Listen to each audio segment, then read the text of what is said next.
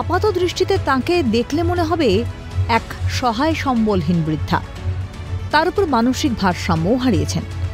এমন মানুষের কাছে কারি কারি টাকা পাওয়া যাবে তা ভাবাই দুষ্কর। তবে এই বৃদ্ধার কাপড়ের সঙ্গেই জড়ানো ছিল থরে থরে টাকা, যার পরিমাণ ৬৪,০১৫ টাকা।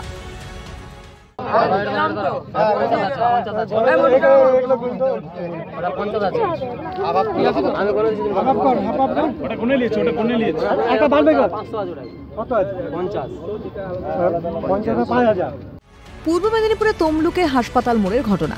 সেখানেই রাস্তার ধারের একটি নর্দমায় গলা অবধি ডুবেছিলেন এক মানসিক ভারসাম্যহীন বৃদ্ধা। বিষয়টি শহরের টোটো চালকদের নজরে পড়তেই তাঁরা ওই বৃদ্ধাকে নর্দমা থেকে তুলে আনেন। এরপর বৃদ্ধাকে কাপড় পরিয়ে তাঁরা বাড়ি ফিরে যান।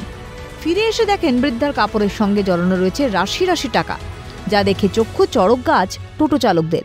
দেবুদাকে ডাক করালো।